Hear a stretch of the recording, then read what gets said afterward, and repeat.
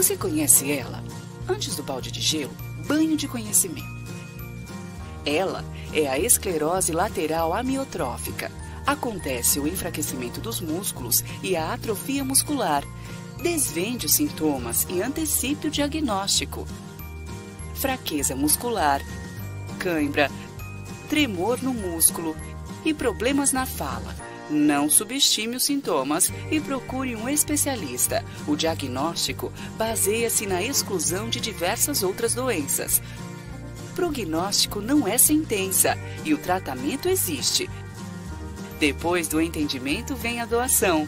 Ajude, doe para Abrela. Saiba mais, www.abrela.org.br, uma iniciativa MV Agência. Esqueça por um instante o status da medicina. Esqueça a imagem, o jaleco, o jantar e pense somente em gente que sente. Está mais do que na hora de resgatarmos o básico: amor, serviço, vida, sentido. Todos os dias, medicina para nós é arte. É o paciente que tem nome, a consulta que conversa, o exame que olha e vê. Nossa inovação é um lembrete aos essenciais. Nossos produtos são para sentir o pulso, reoxigenar a vida, olhar adiante e ajudar o time de saúde a se conectar com pacientes. E assim, fazemos dos primeiros cuidados um resgate ao que realmente importa: servir. Porque servir é agir em direção ao outro. MD, salvando o básico da medicina.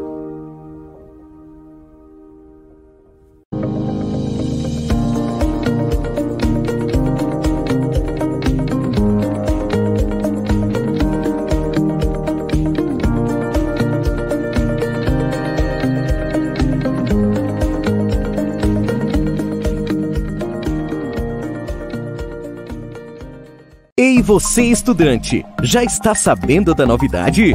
O Jaleco está de cara nova. A plataforma foi totalmente reformulada e está com um visual mais intuitivo e moderno. Com a página inicial mais organizada, você agora pode buscar por um assunto rapidamente e acessar o conteúdo por disciplinas, cursos, categorias, sistemas e vídeos, de forma simples e intuitiva. Também é possível continuar as videoaulas de onde parou e acompanhar melhor a produtividade dos seus estudos com um painel inteligente que contabiliza o conteúdo que você estudou. Além disso, o novo Jaleco tem o espaço Sala de Aula, para você fazer anotações em um caderno digital e acessar com mais facilidades os materiais extras, como os mapas mentais, resumos e e-books. Jaleco, a melhor plataforma para o estudante de medicina. Oferece agora uma experiência única para o seu estudo.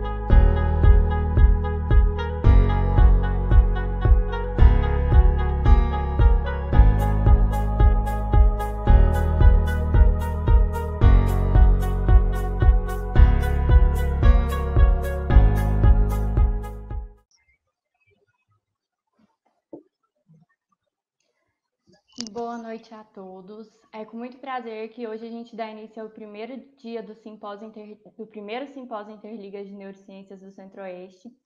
Nós estamos muito felizes por estarmos realizando esse projeto tão incrível e que foi pensado com tanto carinho por 7 ligas dos todos os estados do Centro-Oeste.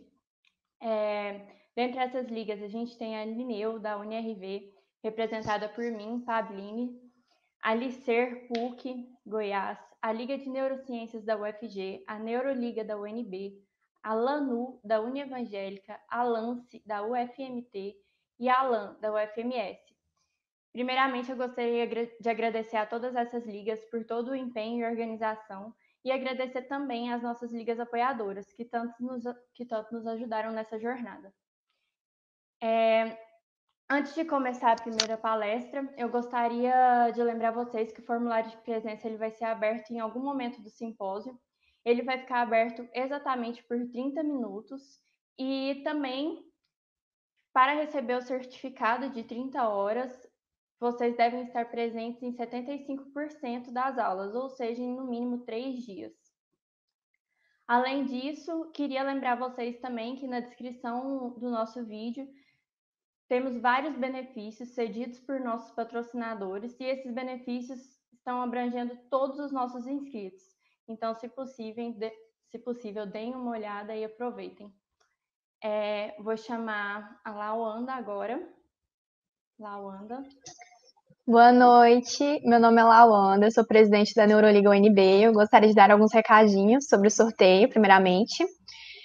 O primeiro é que hoje nós teremos sorteio das Clépio, que confere 3 produtos à escolha do ganhador, um livro de infectologia da IPMED, 30 assinaturas mensais da Jaleco, 3 cursos de BLS, 2 cursos de ACLS da Ressuscitare, uma assinatura semestral da MedSkill, 5 vouchers de 4 dias do Hubfink, um livro de neurocirurgia da Associação Brasileira de Neurocirurgia e 5 vouchers da Atual Científica, que conferem R$50 de desconto na taxa de publicações científicas dos editais Atual.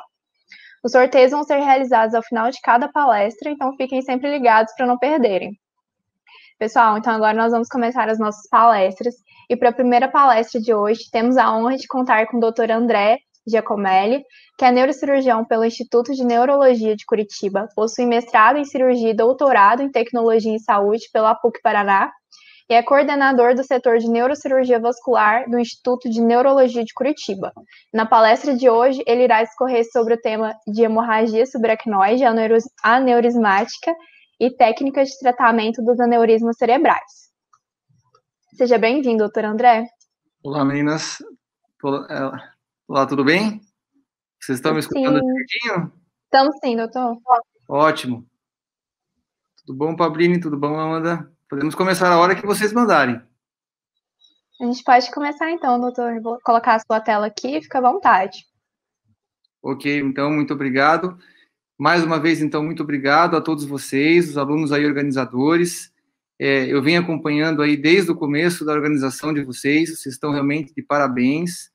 Esse primeiro simpósio Interligas de Neurociências do Centro-Oeste realmente vai dar muito o que falar. Eu estou olhando aqui pelo YouTube, já tem quase 1.000 alunos, mais de 1.000 alunos aqui acompanhando a aula. Eu acho que isso aqui vai dobrar e até vai aumentar muito mais agora com o passar do tempo. Queria agradecer o Gabriel, em nome de toda a equipe, tá, que foi quem me convidou inicialmente. Muito obrigado mais uma vez para vocês.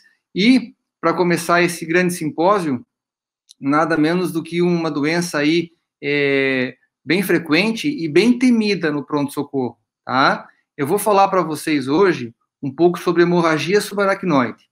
E, na sequência, há algumas técnicas que a gente utiliza para tratamento do grande vilão aí, que é o aneurisma cerebral, tá? Para quem não me conhece ainda, meu nome é André, que nem elas mesmos falaram, eu sou neurocirurgião vascular lá do Hospital INC de Curitiba, tá? Então, a gente tem uma experiência bem extensa nesse assunto. Então, vocês aí que são alunos, vocês estão começando a fazer plantão agora em emergência, em pronto atendimento, e esse slide é o que eu peço para que vocês gravem, assim, na verdade, porque todo paciente que chegar para vocês com essa queixa, que é cefaleia súbita, por favor, nunca esqueçam sempre associem esse sintoma de cefaleia súbita com hemorragia subaracnoide, tá? Hemorragia subaracnoide, na verdade, é uma doença mortal, tá? Grande número dos pacientes que acabam desenvolvendo essa doença, eles acabam falecendo, tá? E quem é que já não viu um exame que nem esse, a tomografia, né? Quem não viu, já possivelmente vai ver. E quando você encontra uma tomografia que nem essa, não é só o residente ou o aluno que fica apavorado, digamos assim, mas também o próprio staff, o emergencista, fica apavorado, porque ele sabe da evolução dessa doença, sabe que é uma doença muito ruim, sabe que é uma doença que deve ser diagnosticada o mais rápido possível e tratada o mais rápido possível para tentar evitar complicações maiores, tá? E o que é a hemorragia subaracnoide, a famosa HSA, que a gente conhece, né? Então, nada mais é do que um sangramento ou uma rotura de um vaso que se encontra no espaço do líquor, tá? Que fica compreendido ali entre as membranas da pia mater e da aracnoide. Eu vou comentar com vocês, eu sei como tem bastante aluno, e algumas perguntas aí que o pessoal adora fazer em prova de residência, que vocês já podem ir anotando, que são perguntas clássicas, tá? Essa é uma pergunta clássica, tá? Onde que fica e por que acontece o HSA, tá? Aqui, eu lhe digo que tem duas formas básicas de hemorragia subaracnoide, as causas básicas. Uma delas, então, é a traumática. Quando perguntarem para vocês qual a forma de hemorragia subaracnoide mais comum, vocês sempre vão responder a forma traumática, que é aquela quando acontece um trauma de alto impacto, que existe, então, rotura de vasos no intracraniano, no espaço subaracnoide, e existe aí a formação de um sangramento chamado hemorragia subaracnoide traumática, tá? Mas quando a gente fala qual a forma de hemorragia subaracnoide espontânea mais comum, aí muda tudo, tá? Aí já não é mais o trauma, na verdade, e é sim esse grande vilão aí, chamado aneurisma cerebral, tá? 80% das vezes é ele o grande causador da hemorragia subaracnoide espontânea. Claro, existem outras formas, por exemplo, por uma malformação, pela vasculite, por tumores, discrasias sanguíneas, dissecção arterial, mas o grande vilão realmente, o grande causador da hemorragia subaracnoide é o aneurisma cerebral roto, a ruptura de um aneurisma cerebral. E para vocês terem só uma ideia do que eu estou falando, isso aqui é um vídeo cirúrgico, tá? Que a gente foi operar um aneurisma pequeno e a gente, no intraoperatório, esse aneurisma sangrou. Vejam o jato de sangue que a gente tem do vaso para o intracraniano. Imaginem esse sangramento com o cérebro fechado, com o crânio fechado. Vocês podem ver aqui que eu tenho um jato de sangue. Esse sangue, ele sai do vaso, inunda todo o espaço subaracnoide, né? Que vai aí, por tabela, causar uma hipertensão intracraniana, herniação, e o paciente vai a óbito, tá? Então, se esse sangramento ele é contínuo, o paciente vem a óbito no mesmo momento, por hipertensão intracraniana. Se esse sangramento ele é pequeno e nesse mesmo tempo ocorre a formação de um coágulo nesse local de rotura, obviamente o paciente não vai a óbito, mas ele acaba sofrendo aí de várias complicações que eu vou falar para vocês no decorrer dessa palestra. Então, um pouquinho de HSA aneurismática para vocês, então, falando um pouco de taxa anual, olha aí, de 10 a 28 pessoas aí a cada 100 mil, né? Não parece muito, mas se vocês forem calcular aí o número de pessoas da cidade de vocês, vai ter mais ou menos aí a cada 100 mil pessoas, que eu falei, 20, 28 pessoas. Então, aqui em Curitiba, que a gente tem 2 milhões de pessoas, é muita gente, né? É muita gente por ano. Então, é uma doença realmente que vocês devem saber. E por que é importante, na verdade? Olha só a mortalidade geral aí, chega a 83%. Muita gente acaba indo a óbito, né? E o importante é que a maioria desses pacientes morre antes mesmo de chegar ao hospital, né? E quando eles conseguem chegar no hospital, 2/3 deles acabam falecendo em 48 horas. Isso devido ao impacto do sangramento inicial e devido ao ressangramento, tá? somente 66% daqueles pacientes que realizam um tratamento bem-sucedido, que eu vou comentar para vocês, eles mesmo assim nunca mais vão retornar à mesma qualidade de vida que eles tinham antes da rotura do aneurisma. A idade média de ocorrência é lá pelos seus 50, 55 anos, normalmente acomete mais mulher, vejam aí, não só HSA aneurismática, mas também aneurisma, né? 11 mulheres a cada 100 mil, se comparado com o homem, e 8 casos a cada 100 mil homens. A mortalidade nos pacientes mais idosos é maior, obviamente, chegando a 50%, enquanto que em pacientes mais jovens, uma mortalidade também é alta, porém não tão alta quanto o idoso. E na infância, uma menor incidência, uma vez que o aneurisma cerebral também é menor incidente nesse grupo etário. E o grande vilão, né, que nem eu falei no começo, é esse, o aneurisma cerebral, que é o grande causador aí da hemorragia subaracnoide aneurismática, né, como mesmo o próprio nome diz. E o que é o aneurisma cerebral? O que causa o aneurisma cerebral? Tá? Então, o aneurisma cerebral nada mais é do que uma dilatação de uma artéria cerebral. Simples assim. Mas por que acontece?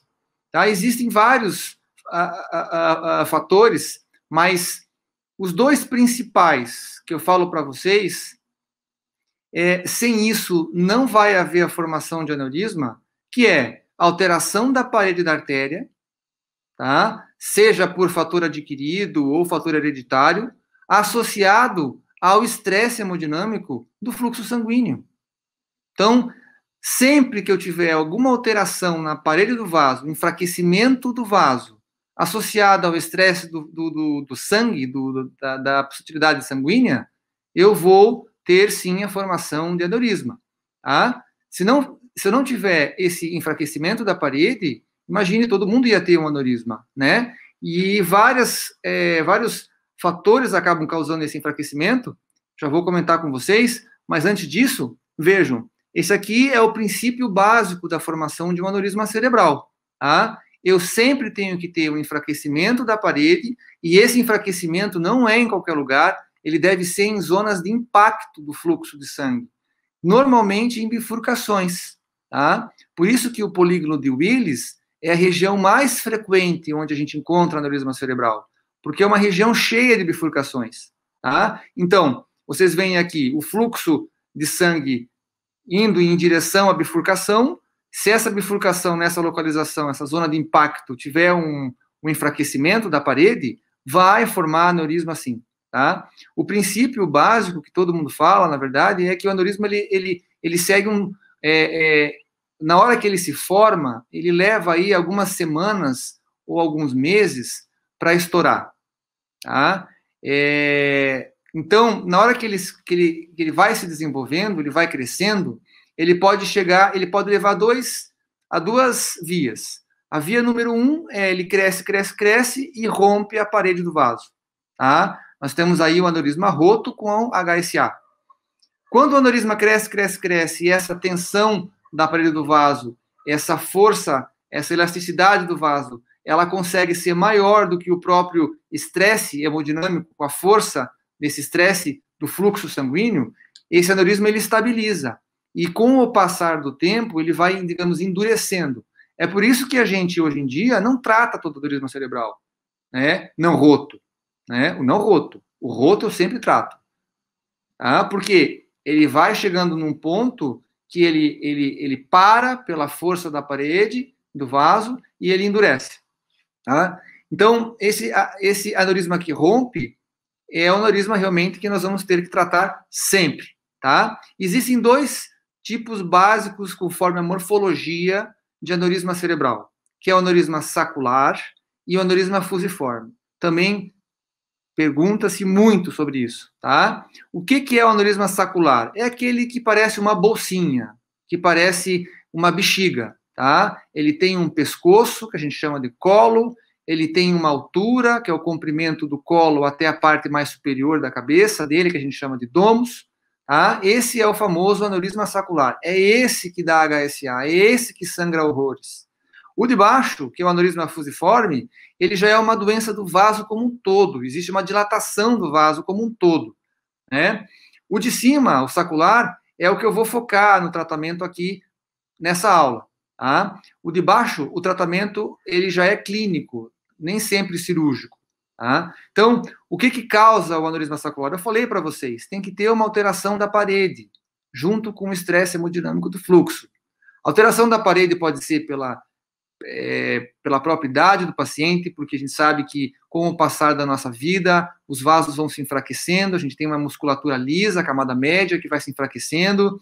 Existem, então, outras formas de alteração, por exemplo, em algum tipo de vasculopatia, uso de algum tipo de drogas, etc. O próprio trauma também pode causar um aneurisma sacroiliaco, não aquele mesmo trauma do HSA traumático. HSA traumático é quando eu tenho uma lesão aguda do vaso logo após o trauma, causa e efeito. Né? Nesse caso, após um trauma, nós podemos machucar, na verdade, a parede do vaso sem romper o vaso. E isso cria uma área de fragilidade do vaso, tá? Que com o estresse hemodinâmico vai formar um aneurisma sacroiliaco. Infecções, por exemplo, olha lá a endocardite, né? Às vezes eu tenho um pequeno fragmento da placa da endocardite que vai navegando aí no sistema arterial até chegar numa artériazinha distal do cérebro, e lá ele contamina aí a parede do vaso, faz uma inflamação, uma infecção na parede do vaso e cria uma área de degeneração da parede que, juntamente com o estresse hemodinâmico, vai formar um aneurisma cerebral, um aneurisma micótico. Né? Também eu tenho os aneurismas oncóticos, né? Que são aqueles que são formados no interior de tumores. Né? A gente sabe que os tumores eles têm uma produção vascular muito alta, angiogênese, uma produção aí de vasos mal formados, e esses vasos fracos, com estresse hemodinâmico, vão criar realmente aneurisma cerebral, tá? O fusiforme, que nem eu já falei, é uma doença do vaso como um todo, normalmente é por aterosclerose, que vocês sabem bem o que o colesterol faz com as artérias, né? Existe um enfraquecimento da artéria como um todo, e aí uma dilatação do vaso com hipertensão associada, tá? Mas não vai ser o foco da nossa aula. Vejam que algumas doenças hereditárias específicas aí do tecido conjuntivo, elas têm aí elas andam juntas com a ocorrência do aneurisma cerebral, tá? Por exemplo, aí a doença do rim policístico, né, que é a desordem hereditária mais comum associada ao aneurisma cerebral e o HSA aneurismático, né? Todo paciente que chega para mim lá no consultório, eu sempre pesquiso, porque é muito frequente. Agora, outras síndromes, por exemplo, como síndrome de Ehlers-Danlos, síndrome de Marfan, pseudoxantoma elástico, isso é muito raro, mas praticamente todo paciente que tem essas doenças, eles vão acabar desenvolvendo um aneurisma cerebral. É muito incomum, assim, são doenças muito, muito raras. Se na minha vida eu vi uns 2 casos de Marfan, foi muito, tá? Mas, assim, uma dica, o pessoal adora perguntar quais são as síndromes hereditárias aí que tem relação com o aneurisma cerebral, e agora vocês sabem, tá? Existem algumas populações, por exemplo, os finlandeses, japoneses aí, que têm aí uma incidência maior de aneurisma cerebral.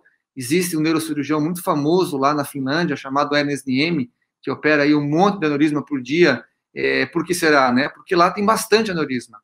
E isso foi descoberto que nessa população a gente tem aí polimorfismo, alterações genéticas, principalmente no gene SOX17 e alguns outros genes, por exemplo, o gene receptor da endotelina e outros que não cabe aqui falar todos para vocês, tá? Mas esses todos são implicados na formação de aneurisma cerebral. E que nem eu falei para vocês, olha, o polígono de Willis é a região que mais dá aneurisma, tá? É uma região de alto estresse hemodinâmico.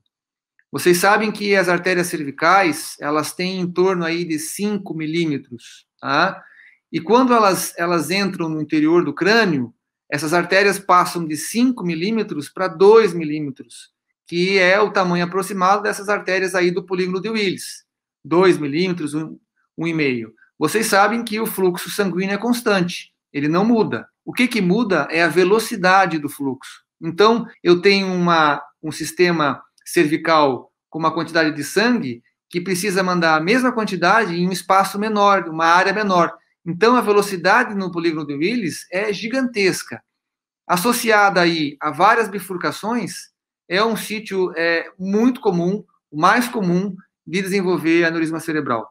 E por que não só um aneurisma, né? Se são várias anastomoses, então a gente sabe que de 20% a 30% a gente pode encontrar mais do que um aneurisma, tá? Múltiplos aneurismas intracranianos, tá? Não é incomum.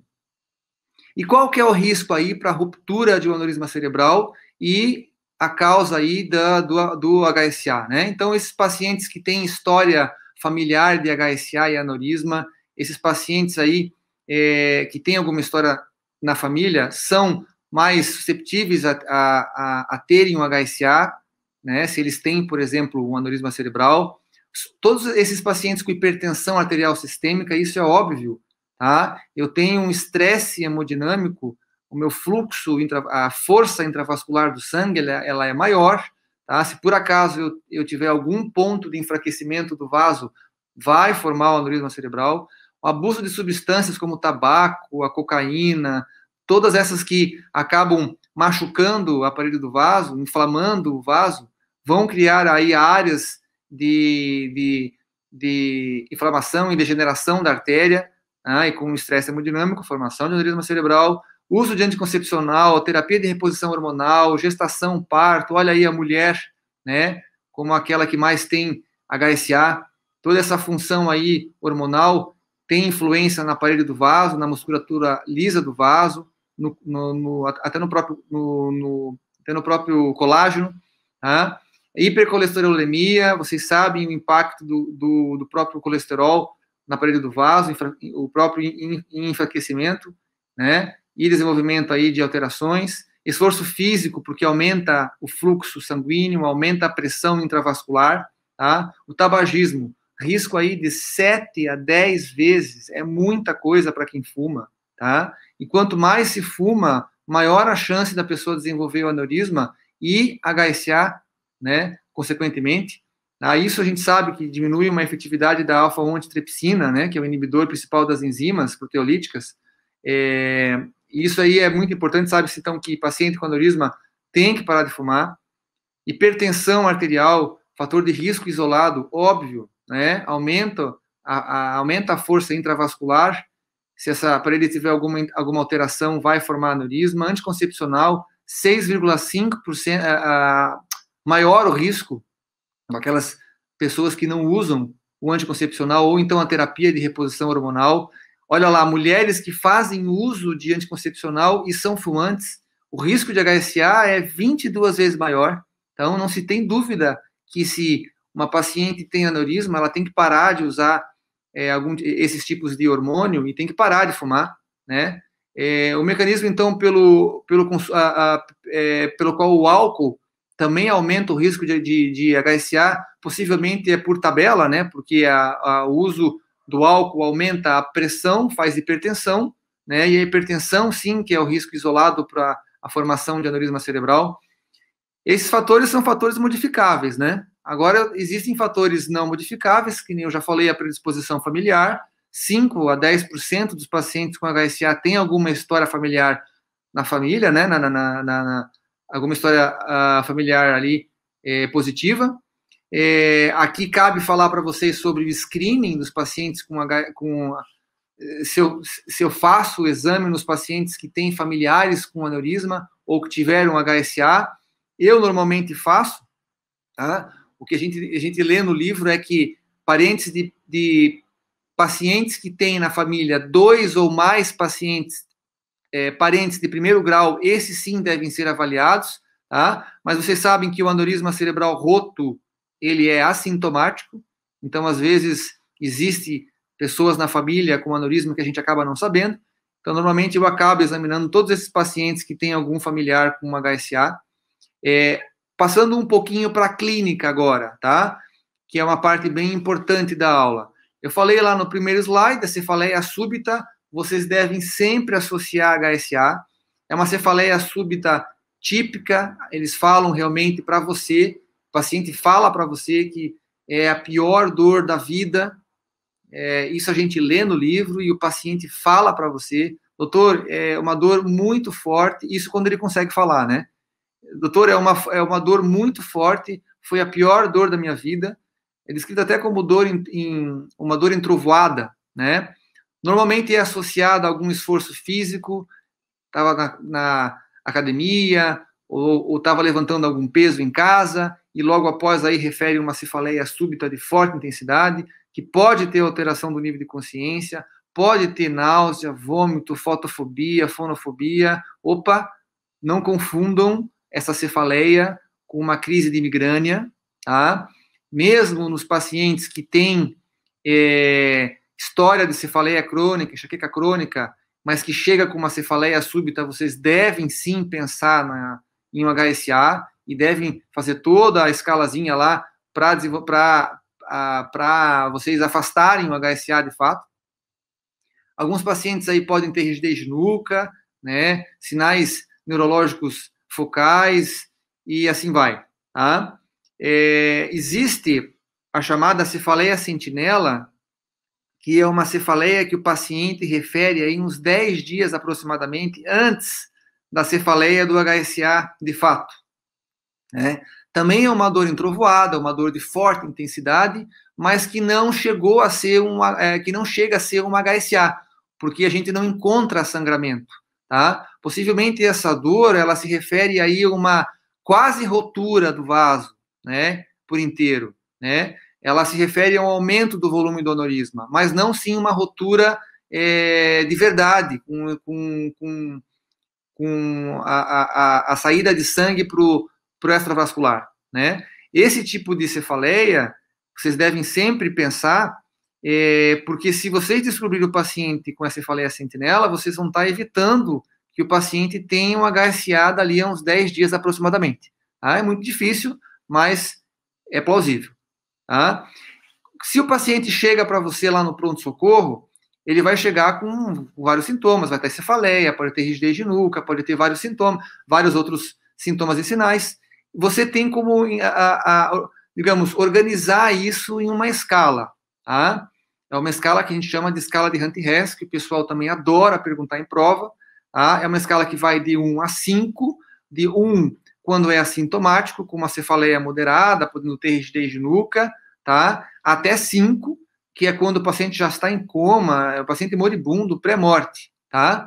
Tem ali o grau 0, que é aquele paciente assintomático, mas que não teve nenhum tipo de HSA, é aquela famosa cefaleia sentinela, mas eu considero de 1 até 5, tá? Geralmente, quando o aluno, então, quando o próprio residente liga para você no meio da noite e fala, doutor, eu estou com um paciente com uma suspeita de HSA aqui, e ele está com cefaleia, está com confusão, está com déficit, eu falo assim, olha, desliga o telefone, me fala qual que é essa escala que você está falando para mim, que é a escala de Hunt-Hess, porque isso vai me situar, eu vou saber como o paciente está e vai também me ajudar a saber o que eu vou fazer, tá? Porque ele vai me caracterizar clinicamente o paciente, que nem eu falei, e vai me ajudar a dizer se eu vou operar o paciente, se eu vou levar para algum tipo de procedimento diferente, se eu vou poder... e também eu vou saber qual que é o prognóstico, né? Porque os pacientes com grau mais elevado são aqueles pacientes que morrem mais. Vejam ali, ó, paciente com grau 1 é o paciente que tem uma mortalidade de 11%, se eu for comparar com o grau 4, grau 5, por exemplo, que tem mais de 100%, que tem 100% de mortalidade, tá? É muito importante, então, vocês dominarem essa escala. Então, assim que o paciente chegou para você no pronto-socorro, você suspeitou de HSA, você falou súbita, opa, vou pensar em HSA, ligou a luzinha vermelha. O primeiro exame complementar que vocês não podem esquecer, que vocês têm que pedir sempre, é a tomografia cerebral, a tomografia computadorizada do crânio. Tá? É ela que vai dizer se o paciente tem realmente sangue no intracraniano ou não. Tá? Lógico, se vocês encontrarem sangue na tomografia, possivelmente esse HSA é aneurismático, né? Vocês vão acabar precisando de mais um exame complementar, que é um exame vascular. Esse exame pode ser uma angiografia, uma angiotomografia, uma angiorressonância, mas que eu vou comentar aqui já na frente qual deles que é o melhor para que vocês peçam, né? Antes, aí, voltando um pouco na investigação, nunca esqueçam e isso levem para a vida de vocês. Nunca esqueçam do fundo de olho em pacientes com queixa de cefaleia, tá? Todo residente, ele tem que ter no bolso aí um oftalmoscópio, eles têm que treinar bastante, porque o fundo de olho para neurologia e neurocirurgia é essencial. Paciente com cefaleia, sempre fundo de olho, tá? Paciente com cefaleia, sempre façam o teste para saber se ele tem rigidez de nuca ou não. Vejam, aqui é uma imagem da síndrome de Terson, tá? O pessoal também adora perguntar em prova.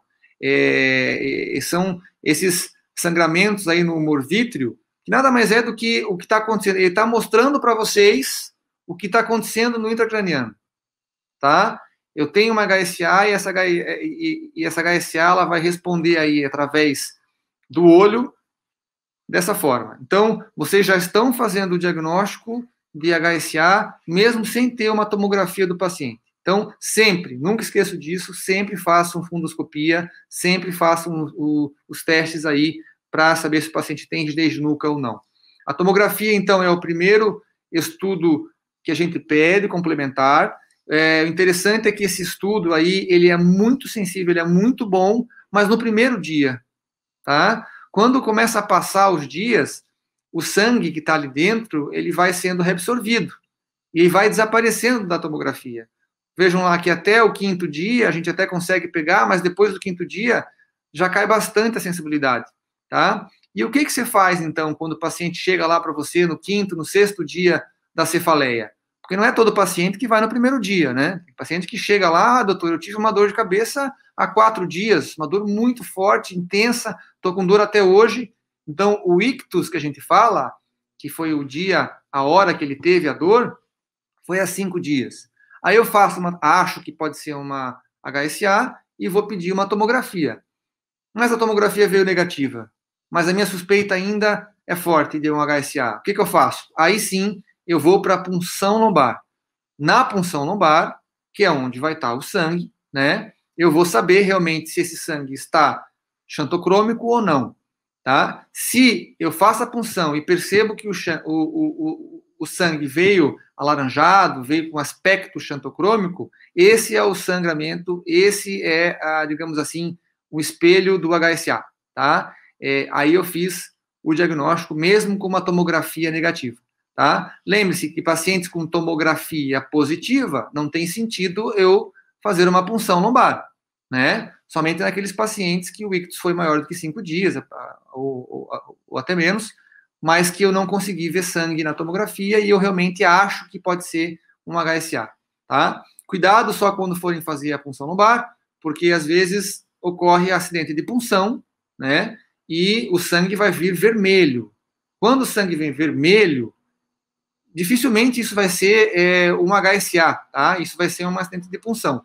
Mas vocês podem diferenciar aí através da técnicazinha que a gente faz, que é coletar 3 frasquinhos de líquor, né? E a gente vai analisar cada frasquinho, vai ver a quantidade de células vermelhas no primeiro, no segundo, no terceiro, e obviamente vai diminuir, se não for acidente de punção, e vai se manter igual, com a mesma quantidade, se for um acidente de punção, tá? Mas, basicamente, o líquor do HSA, ele é laranja, tá? Quando você tem a tomografia, você também tem uma tabelinha ali, uma escala, para poder definir a quantidade de sangue que existe na tomografia, tá?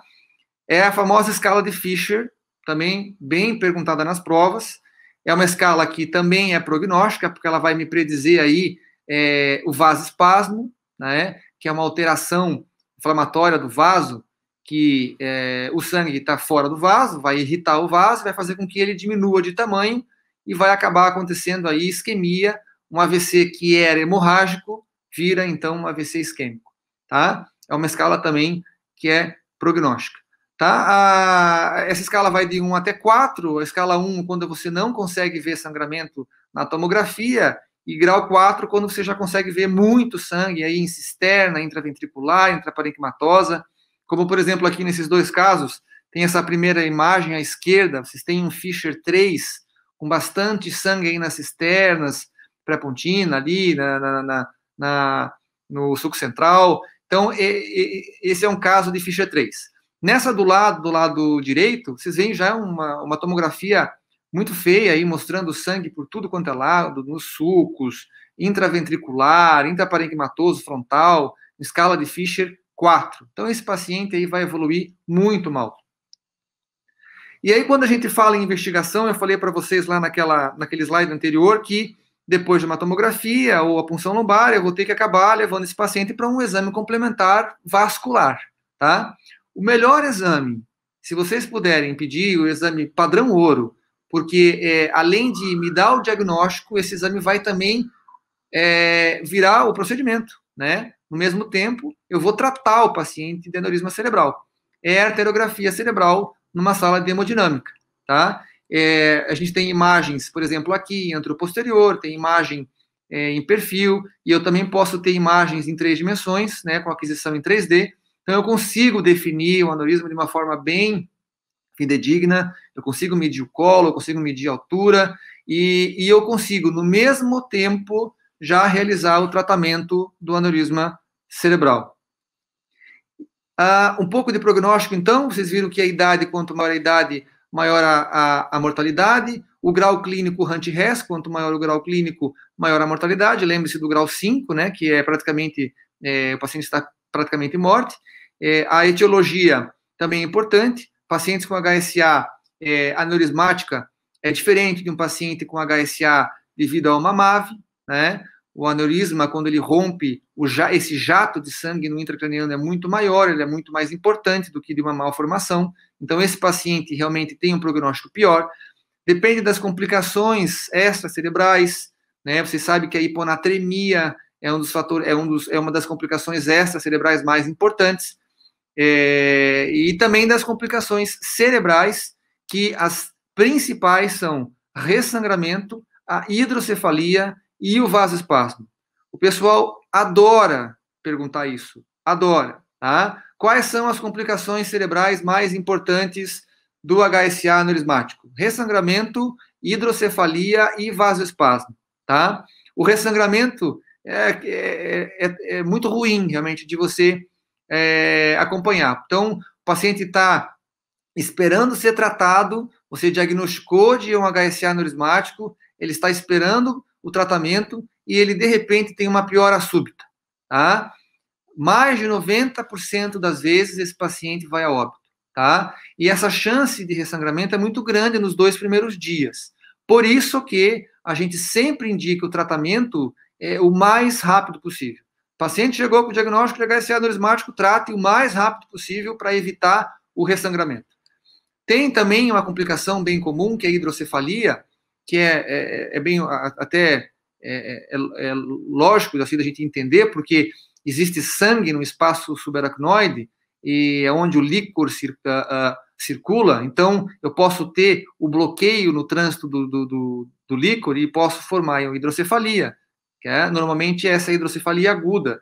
A crônica já é aquela por alteração das granulações, que é por onde por onde se absorve, né? Por onde sai o líquor e volta para o sistema arterial, para o sistema venoso, através dessas granulações. Existe uma inflamação aí com o passar dos dias, pelo próprio sangramento, e hidrocefalia crônica, que às vezes precisa aí de uma derivação definitiva.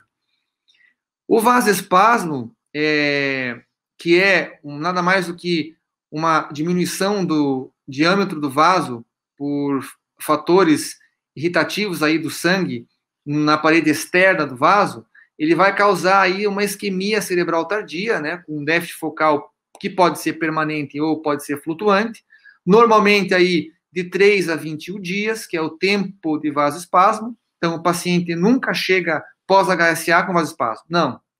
Precisa aí de uns 3 a 4 dias para que esse vasoespasmo se desenvolva. E esse vasoespasmo vai até o 21º dia, sendo que o pico é lá pelo 7º ao 10º dia.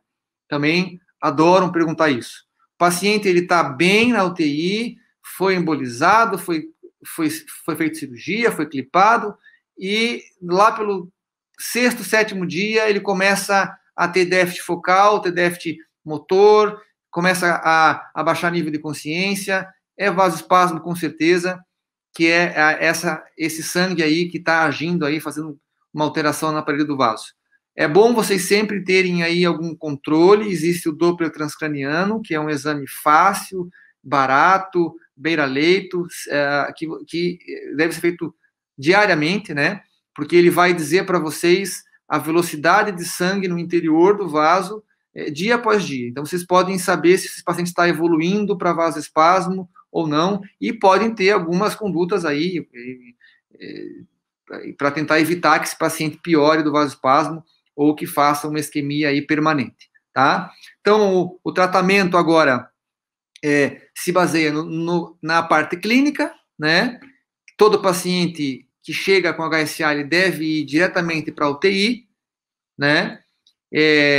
Repouso absoluto até você fazer o tratamento do aneurisma, até ocluir o aneurisma. O tratamento básico do aneurisma é qual? É a oclusão do aneurisma. Eu não posso mais deixar o sangue entrar na luz aneurismática, tá? Eu tenho que isolar ele da circulação, seja ele por dentro, através da técnica endovascular, seja feita por fora, que é através da clipagem cirúrgica, tá? O cuidado geral de todo paciente de UTI, sedativo para o paciente não agitar, porque quanto mais agitado ele fica, quanto mais dor ele sente, maior a pressão que ele vai ter, a pressão arterial que ele vai ter, aí sim pode fazer ressangramento. PA invasiva, eu sempre falo para todos os pacientes durante a fase do vasoespasmo, cuidar bem da diurese, hidroeletrolítico, vocês podem, você sabe que pode fazer bastante hiponatremia. Nimodipina, que é um bloqueador de canal de cálcio, importante, o paciente chegou, já começa a dar nimodipina, porque ele vai servir não só como prevenção do vasoespasmo, mas também ajuda no tratamento do vasoespasmo. Anticonvulsivante eu sempre deixo para aquele paciente que não foi tratado ainda definitivo do aneurisma. Imagine um paciente aí com aneurisma roto, esperando cirurgia e tem uma convulsão, né? Esse paciente vai alterar tudo, vai fazer ressangramento com certeza e ele vai acabar indo a óbito. Depois que foi feito o tratamento, não precisa mais, né? Mas antes do tratamento, sim, sempre com anticonvulsivante. Então, um pouco agora para vocês de tratamento, que nem eu falei, são duas técnicas básicas, né? Que é a técnica endovascular, o tratamento endovascular, e a técnica microcirúrgica com o clipe metálico, tá? Eu vou começar com o endovascular, é uma técnica nova, se for comparada aí com a técnica cirúrgica, tem aí desde de 91, mas a evolução, assim, foi imensa. Lá em 91, e na década de 90, existiam essas molinhas, que são chamadas micromolas, que é colocado no interior do aneurisma cerebral, através de vários materiais. A gente usa aí microcatéteres, catéteres, introdutores. Então, isso tudo com a ideia de chegar com um tubinho no interior do saco aneurismático, para que a gente possa soltar essas molinhas de metal no interior do aneurisma. Essas molinhas de metal elas, lógico, você vai compactar elas no interior e elas vão propiciar aí a formação de coágulos com a oclusão total do aneurisma. A técnica sempre é a mesma, anestesia geral para todo paciente, abordagem transfemoral, né, e uma angiografia sempre bem detalhada antes e após o procedimento. A embolização, então, que é a técnica básica endovascular, embolização com a implante de micromolas, nesse caso só a micromola, a gente chama de técnica de implante de micromola solo. Eu posso usar molas que têm já uma memória prévia em 3 dimensões, e aí eu faço o complemento do interior do aneurisma com molas de preenchimento. Aqui é um vídeo para vocês poderem entender bem direitinho o que eu estou falando, tá? Como é que a gente faz a embolização? Então, chegou com um microcatéter no interior do aneurisma. O microcatéter eu vou colocar uma a uma, essas molinhas no interior. Existem vários, vários comprimentos de mola e diâmetro também, depende do tamanho do aneurisma. Então eu vou colocando uma mola, aí eu injeto contraste, destaco a mola, vou colocando uma segunda, colocando uma terceira, até eu encontrar uma compactação boa, de modo que não entre mais o contraste no interior do aneurisma, tá? Essa é a técnica básica, embolização com molas. Aqui é um caso nosso, um aneurisma aí na bifurcação da artéria carótida interna. Vocês conseguem ver aí que ela tem um colo pequeno. Esse tipo de aneurisma é muito bom para embolização com mola solo, tá? Então a gente fez a embolização foi colocado, se não me engano, 7 molas, uma mola após outra, a cada mola a gente faz uma aquisição com contraste, e aí faz o destacamento da mola, e o que a gente tem aqui um videozinho mostrando o mesmo aneurisma. Vocês podem ver ali que a mola ela vai entrando devagarinho, uma a uma, no interior do aneurisma. Assim que ela chega no seu destino, a gente faz uma arteriografia e desconecta a mola do cabo que levou ela até lá em cima, tá? Isso aqui é um exame final, mostrando para vocês que aconteceu ali a oclusão total, não preenche mais de contraste interior do saco aneurismático, tá? É uma técnica muito boa para quando eu tenho um colo pequeno. Mas, doutor, o que eu faço se esse colo for largo, for grande? Existem várias técnicas que foram desenvolvidas para evitar com que a molinha saia do interior do aneurisma. Por exemplo, essa técnica que é a técnica do uso do balão. A gente chama de técnica de remodeling, tá? A gente usa um balão para fechar o colo enquanto eu vou soltando as molinhas no interior do aneurisma, tá? Eu vou mostrar para vocês aqui um vídeo bem ilustrativo que vocês vão entender essa técnica do balão ou técnica de remodeling. Então, o mesmo princípio, tudo endovascular. Eu vou colocar inicialmente um microcatéter no interior do aneurisma e a seguir a passagem de um balão, a gente chama de microbalão, que vai ser inflado e aí sim eu vou começar a implantar as micromolas. A cada micromola implantada, eu vou desinflar o balão, injetar contraste e perceber se essa micromola não saiu e não se protruiu ali para o interior do vaso-mãe. Mas, doutor, tem como essa mola ficar parada, presa? Sim, essa mola ela vai se enroscando nela mesma, né? E vai criando uma estrutura mais fixa. E aí ela não cai para o interior do vaso. Tá? Novamente, infla o balão, coloca a segunda mola e assim vai consecutivamente até a embolização ser concluída, tá? Então, essa é a técnica de remodeling. Vou mostrar para vocês aqui um exame nosso, que a gente fez de um aneurisma aqui de artéria carótida interna, no seu segmento oftálmico, possivelmente a artéria hipofisária superior. Então, a mesma técnica, a técnica, então, de embolização, porém com o balão. Então, vocês já veem que o balão está aqui, né, justo do lado do colo. Estamos entrando com o microcatéter, ele pode entrar antes ou depois do balão. Aqui a gente entrou depois. Eu vou colocar o microcatéter no interior do aneurisma, como vocês estão vendo ali. E logo após, as molas, uma a uma, com o balão inflado, né? Como vocês conseguem ver aqui. Então, essas bolinhas vão entrando. A cada mola eu desinflo o balão, injeto contraste, mola não saiu, inflo de novo, e assim vou colocando até a oclusão total do aneurisma. Tá? Aqui a mesma imagem anterior, complementando, sem a subtração digital, né? Dá para ver melhor a entrada das molinhas, e aqui vocês vão consecutivamente aí até a oclusão total final. Se, mesmo injetando, mesmo colocando o balão, na hora que eu desinflo o balão, essas molinhas saem, sinal que a técnica falhou, né? Eu preciso de uma outra técnica. Tenho que fazer? Sim. Eu posso retirar esse balão e colocar uma grade ali, na boca do aneurisma. Tá? Essa grade, nada mais é do que um stent. Esse stent, ele vai ficar justamente do lado do colo, tá? Então eu vou passar o microcatéter no interior, vou abrir o meu balão, o meu stent. Esse stent funciona como uma grade, e essa grade vai segurar essas bolinhas no interior do aneurisma.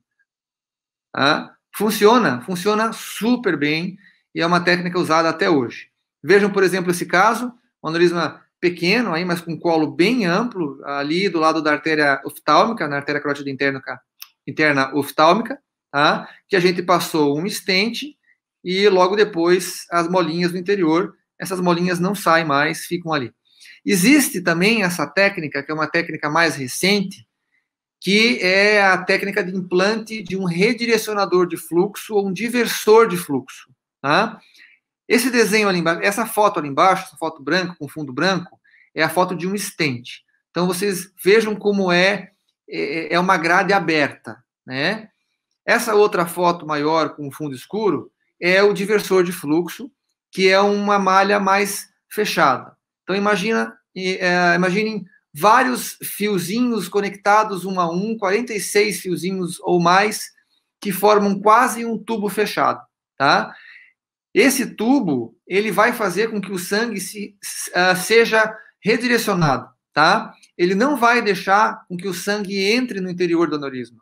E isso vai criar uma área de baixo fluxo no saco aneurismático que vai propiciar a formação de um coágulo, tá? E vai ocluir o meu aneurisma, tá? Além disso, essa estrutura metálica vai me ajudar também a desenvolver um tecido de endotélio através do colo. Ou seja, eu vou tratar o meu aneurisma com a simples aplicação de um tubo metálico, que nem é esse que vocês viram. Então, vejam aqui, esse é o fluxo normal de um paciente com aneurisma, que não é normal, né? Vocês veem que existe uma quantidade significativa do fluxo penetrando no interior do saco aneurismático, e no momento em que eu coloco um diversor de fluxo, vai criar uma área de baixo fluxo nesse fundo de saco, que é o aneurisma, e vai criar a formação, e vai ter ali o coágulo e a oclusão do aneurisma. Assim como a criação desse arcabouço, que vai propiciar a formação de um endotélio. Um videozinho para entender um pouco melhor como é que se faz o implante desse material. Então, vamos lá. Da mesma forma, intravascular. Nesse caso, a diferença é que você não precisa colocar nenhum material no saco aneurismático, você só vai ultrapassar o colo distalmente ao aneurisma, né? E vai liberar esse material, esse diversor, de modo que você consiga fechar a boca do aneurisma, o colo do aneurisma, né? E aí o sangue vai realmente passar direto, e a pequena quantidade de sangue que vai passar ali vai criar realmente um território de baixo fluxo e a criação de um coágulo com oclusão do aneurisma, como vocês conseguem ver aqui. Então, vai criar ali uma área de retenção de contraste, retenção de sangue, né, depois, com a criação ali de um coágulo e a exclusão total do aneurisma da circulação. Então, aqui um exemplo nosso para vocês poderem entender. A gente usou existem vários tipos de materiais, assim, de diversores de fluxo, hoje no mercado. Esse aqui é um que a gente usou, já faz uns 2 anos, e vocês vejam como é interessante essa primeira foto mostrando o aneurisma, e essa última foto já sem o aneurisma. Tem um efeito que todo mundo fala, parece que é efeito Photoshop, parece que alguém foi ali e apagou o aneurisma, porque não parece mais aneurisma, não aparece mais nem o material que a gente colocou. É realmente muito bom. Vejam esse aneurisma agora mais recente, são 3 aneurismas, né, segmento C3, C4, C5, C6, aneurismas pequenos, difíceis de tratar, com um simples redirecionador de fluxo. Foi feito o tratamento, aí em 6 meses já não existia mais o aneurisma com esse efeito Photoshop. Aí o pessoal vai inventando vários tipos de devices, aí esse aqui é um dos mais novos, chamado de Web, que é um disruptor de fluxo, também ele é colocado, mas aí no interior do aneurisma. Aqui um exemplo para vocês de um aneurisma de topo da artéria basilar, que a gente usou esse material, o Web. Foi um procedimento que durou 15 minutos e o paciente foi tratado, tá? Digamos, a facilidade desse procedimento não é só a rapidez, mas é que também ele não precisa de nenhum tipo de medicamento antiplaquetário para se deixar, na verdade, ir lá, porque se eu for usar um diversor de fluxo, eu preciso de AS clopidogrel para o paciente 5 dias antes, e isso dificulta um pouco o tratamento de paciente com HSA, né? Esse Web já não, ele pode ser usado em paciente com HSA, porque ele não precisa de nenhum antiplaquetário prévio, tá? Então, vocês entenderam ali, eu mostrei para vocês as técnicas todas que nós temos hoje em dia para tratar de forma endovascular o aneurisma cerebral. Então, vai desde a embolização com mola solo, até a técnica de remodeling, a técnica de uso de stent, assistida por stent, o diversor de fluxo e o disruptor de fluxo, que é o Web que vocês viram no final. Vamos passar agora para a fase final, que é que é outra técnica que nós temos, que é a técnica cirúrgica, que, ao meu ver, ainda é o padrão ouro, já é uma técnica muito antiga, desde 1938. De lá para cá também evoluiu muito a técnica. Naquela época a gente não tinha microscópio, hoje a gente tem microscópio, a gente tem materiais mais delicados, eu tenho clipes mais delicados, com materiais diferenciados, que são compatíveis a qualquer tipo de exame de imagem. Então, e a grande vantagem desse procedimento, quando comparado com o endovascular, apesar de ser um procedimento invasivo, é que é muito difícil acontecer recanalização. Então, uma vez que o aneurisma foi tratado, ele está tratado, e quase 100%, praticamente 100% dos aneurismas não retornam mais. Quando eu comparo com o endovascular, por exemplo, somente mola, a taxa de oclusão é em torno aí de 50%. Isso quer dizer que eu vou ter que ficar de olho nesse paciente nos próximos anos, através de exames de imagem, para saber se o aneurisma não recanalizou, né? Se eu uso um diversor de fluxo ou um web, essa taxa de oclusão aumenta um pouco mais, mas também não aumenta a 100%, assim como a cirurgia é, tá? E a técnica básica do tratamento microcirúrgico é o implante do clipe metálico no colo do aneurisma, como essa foto inicial que tem aqui para vocês. Existem técnicas também, outras técnicas associadas, que é, por exemplo, a técnica de wrapping, que é quando o aneurisma ele é muito pequeno, ou ele não é clipável, a gente pode, através de um cobertor, né, de algum tipo de material, autólogo ou não, a gente coloca em cima do aneurisma em forma como se fosse uma capa, tá? Existe também uma outra técnica, chamada técnica de trapping, que a gente isola o aneurisma da circulação, e aí a gente pode fazer, com essa técnica de trapping, algum desvio do sangue, né? Chamado de bypass, tá? Só para vocês saberem isso, mas a técnica básica é a técnica de clipagem cirúrgica. Depende aí de um centro cirúrgico equipado, tem que ter microscópio, vai precisar fazer uma craniotomia, que é a retirada do osso, que a endovascular não precisa, porém, hoje em dia é tudo tão pequeno, delicado, a craniotomia é tão pequena, que isso já não é problema, tá? Mas realmente existe toda uma tecnologia, etc. Eu vou mostrar para vocês aqui um vídeo, para vocês entenderem o que eu estou falando. Então, isso aqui é um paciente que a gente fez, que tinha um aneurisma de artéria comunicante posterior. Então, vocês podem ver aqui, ó, essa região frontal e essa é a região temporal. Foi feita a abertura da dura mater. Aqui você já tem exposição cerebral, lobo frontal, lobo temporal. Isso que está sendo dissecado é aracnoide. A gente está abrindo aqui o sulco central em direção lá à parte mais, digamos, mais basal. Encontramos aqui a artéria carótida interna e aqui o aneurisma. Então, o princípio básico dessa tecnologia, dessa técnica, é sempre vocês encontrarem o colo, porque é o ponto de tratamento dessa cirurgia, tá? Sempre antes de vocês começarem a manipular o colo e o próprio aneurisma, sempre tenham a segurança do ramo ou artéria-mãe antes do aneurisma, que é a artéria proximal.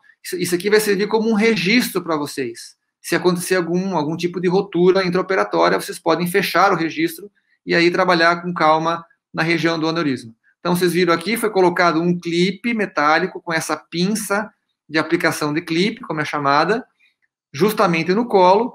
Após a aplicação, aí sim você começa a cirurgia para poder observar se não existe nenhuma porção do colo não clipada. Aqui vocês conseguem ver a artéria comunicante posterior, tá? E o aneurisma foi totalmente fechado. Então, não tem dúvida que depois que vocês colocam o clipe, esse aneurisma foi fechado naquele caso. Aqui mais um outro exemplo. Tem um aneurisma aqui da artéria carótida interna, bem na bifurcação. Então, da mesma forma, lobo frontal, lobo temporal. Esse aqui é o acesso frontotemporal, né? A gente chama de pteronal. Lobo frontal, lobo temporal, vocês veem a dissecção da aracnoide chegando na artéria carótida interna. Então, vocês estão aqui o nervo óptico, cisterna óptico-quiasmática. A gente vai subindo em direção à bifurcação da carótida, é onde eu vou encontrar a artéria cerebral anterior e a artéria cerebral média, a origem dela, e eu encontrei o colo, que é o meu foco, já encontrei a região proximal do aneurisma, que é o meu registro. Vamos passar a aplicação do clipe. Vou adiantar o vídeo, que já está no final da aula. Colocamos o clipe, pronto. Cirurgia está feita. Tá? Existem algumas técnicas que eu vou mostrar para vocês. Eu vou passar aqui. Aqui, o aneurisma da artéria comunicante anterior. Vocês veem aqui uma visão um zoom bem grande. A artéria cerebral anterior, A1, A2. E aqui o aneurisma na artéria comunicante. Aqui A2 do outro lado, a contralateral. Então, eu expus o ramo principal, né, que manda sangue direto para o aneurisma, expus o colo, eu não me preocupo com a parte distal, a parte de domos, vou colocar aqui o clipe, e logo depois da aplicação do clipe, eu posso checar se o aneurisma foi bem clipado, através da injeção de um líquido endovenoso, chamado fluoresceína, o ICD, que vai pintar tudo que tiver com fluxo. Vocês veem que no interior do aneurisma não existe fluxo, lógico, não será pintado de branco. E, mais recentemente, no INC, a gente tem essa tecnologia, que é a tecnologia chamada de GLOW, o GLOW 800, que é da mesma forma que o ICD, que eu mostrei para vocês anteriormente, ele pinta o vaso de verde, porém, em tempo real, eu consigo visualizar a parte cerebral em 3D, né? E não simplesmente uma imagem em preto e branco, no qual eu não tenho a percepção de profundidade, eu não tenho a percepção do cérebro em volta, eu não tenho essa percepção tão ampla como o GLOW fornece aqui para a gente, tá? Então, essa é a técnica de GLOW, que auxilia aí, vocês veem que eu não tenho aneurisma pintado de verde, sinal que o meu clipe foi bem posicionado na região do colo, que é o meu foco de tratamento. Nunca esqueçam que eu tenho que ter sempre essa região proximal, que é a região que vai estar irrigando o meu aneurisma. Caso aconteça algum sangramento aqui, eu posso colocar um clipe temporário e posso ocluir o meu aneurisma com mais segurança. Tá?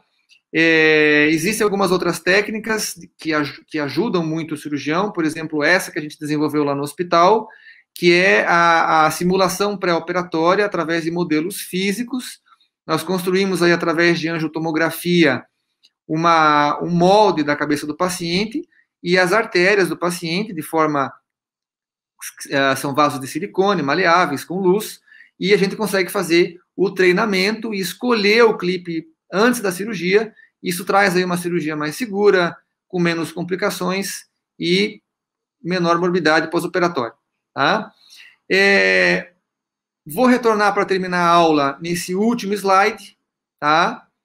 Que foi o meu primeiro slide. Nunca esqueçam disso, tá? Toda vez que chegar para vocês no pronto-socorro cefaleia súbita, por favor, lembrem desse slide. Nunca esqueçam da hemorragia subaracnoide como possível causa. Eu sempre falo para os residentes, se vocês pensaram em HSA, vocês têm que ir até o final para dizer que esse paciente não tem um HSA, tá? Eu acho que é isso. Falei 1 hora, né? Eu quero só terminar aqui e convidar a todos aqui participantes desse evento e a participarem também aí do encontro Interligas, do 4º encontro Interligas em Neurocirurgia da Academia de Neurocirurgia, que vai ser no dia 18 e 19 de setembro. Todas as ligas que estão organizando aí esse grande evento, esse grande simpósio de hoje, estão participando aí, são organizadores também do encontro. Espero que todos vocês participem e aproveitem muito esse simpósio aí que está acontecendo hoje, que vai ser um sucesso com certeza. Obrigado. Doutor André, muito obrigado por essa palestra incrível. Agora eu vou passar para as perguntinhas, tudo bem? Sim.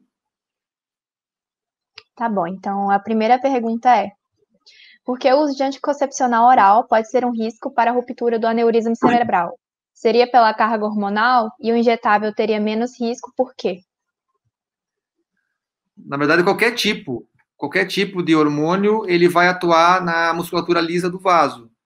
Você sabe que a artéria cerebral, ela tem lá a camada média, que é musculatura lisa, tá? E que tem influência direta hormonal, né? Não só o uso de anticoncepcional, mas também terapia de reposição hormonal, não só via oral, mas também injetável, tá? Alguns estudos mostram que a forma aplicada, a transdérmica, ela teria menos efeito, porque também tem uma absorção menor, né? Mas qualquer tipo de hormônio tem sim influência na parede, na musculatura lisa, e vai sim enfraquecer a parede, né? E pelo estresse hemodinâmico vai formar o aneurisma. Não é que todo mundo que toma vai ter, não é isso, né? Existem outros fatores associados, assim, mas a gente sabe que enfraquecimento da parede do anticoncepcional, do hormônio, vai ter relação com a gênese, sim, do aneurisma cerebral. A próxima pergunta é: qual a realidade da abordagem dos pacientes que vão ao serviço de saúde pública com cefaleia súbita e são consultados a priori com um clínico geral, por exemplo? O grande papel do clínico geral aí é o diagnóstico inicial, tá? HSA não é para neurologista só. HSA é para todo médico. É para o médico que se forma, é para o médico generalista, é para o plantonista, para todo mundo. Todo mundo deve, digamos assim, saber bem direitinho como diagnosticar e deve sempre pensar em HSA. Porque é o clínico que vai acabar recebendo esse paciente e vai chamar vocês depois para poder dar sequência, né?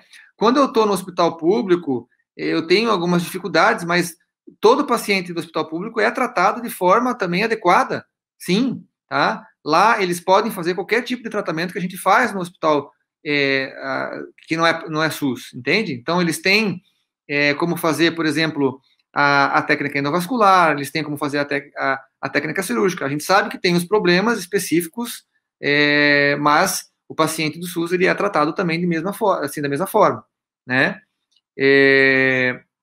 Não vejo diferença do ponto de vista de tratamento final. Mas o clínico geral é o cara, digamos assim. É o cara que deve saber, o cara que deve saber bem direitinho como é que se faz o diagnóstico do HSA e saber quando chamar o neurologista que não está de plantão na hora ali, né?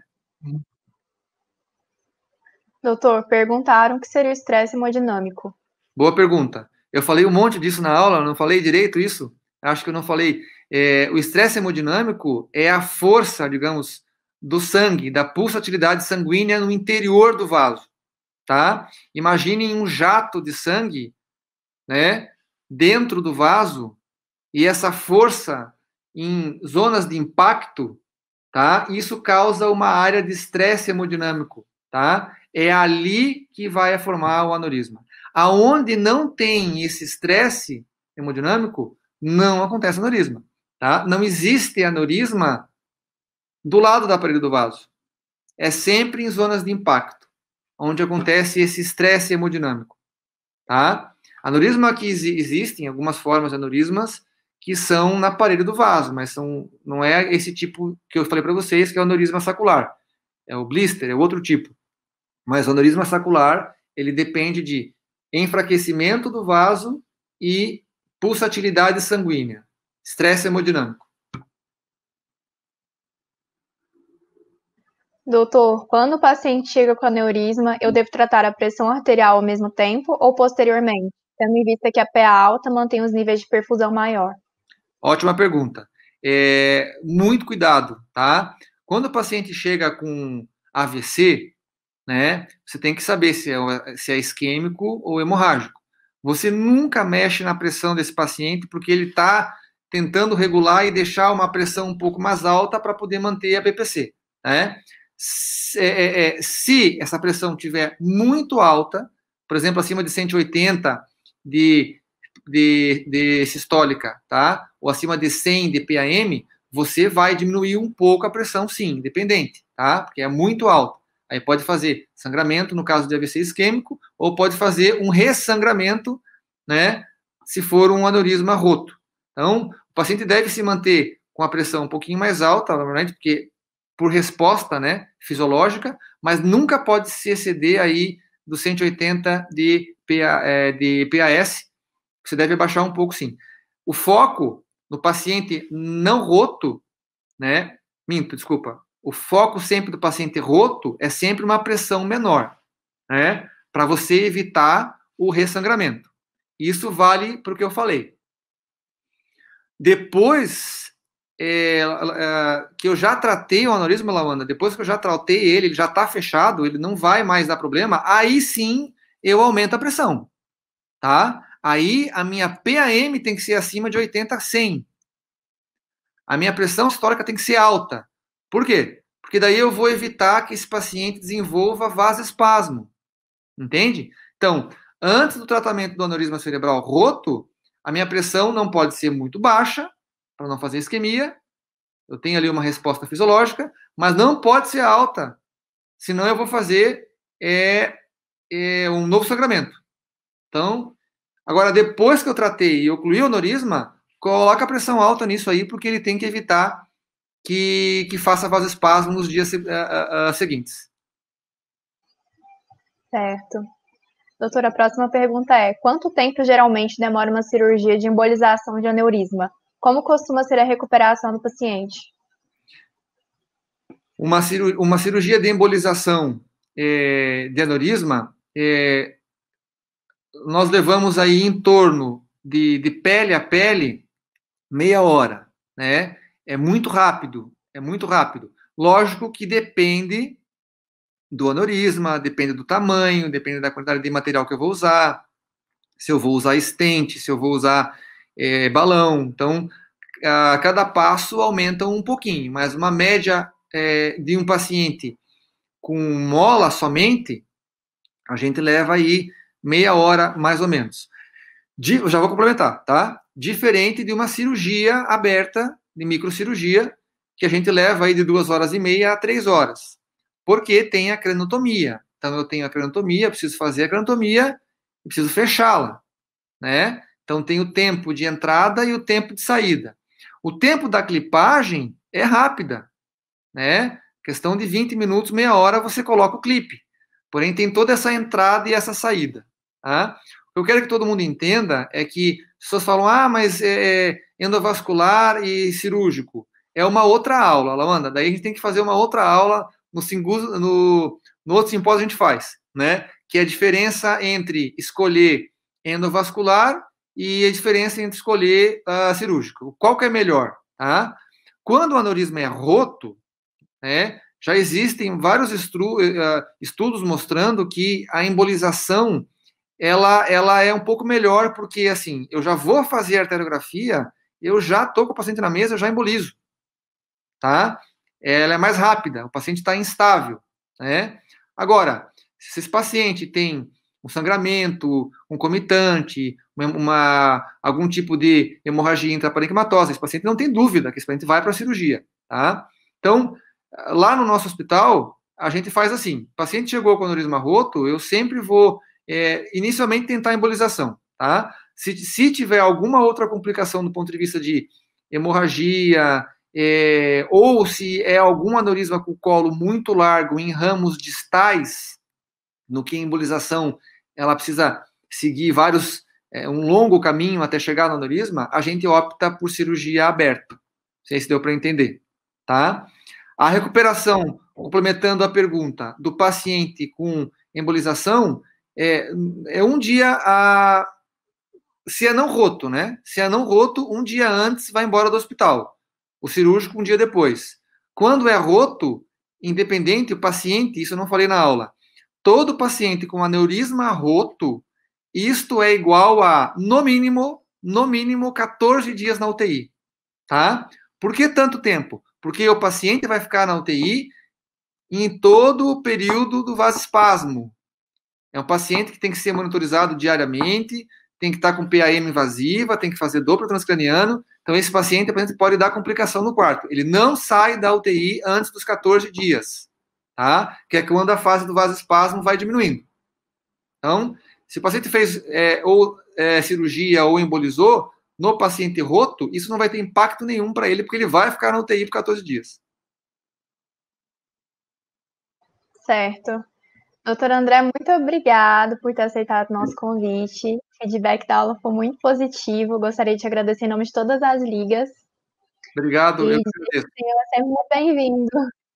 Obrigado, Lawanda. E se alguém precisar de alguma pergunta, podem fazer para vocês ou diretamente para mim mesmo, e eu vou respondendo assim que possível. Muito obrigado mais uma vez e parabéns, viu? Parabéns aí pelos mais de 6 mil inscritos. Parabéns. Muito obrigada, doutor André. Muito obrigada, doutor André, pela presença. Muito obrigado.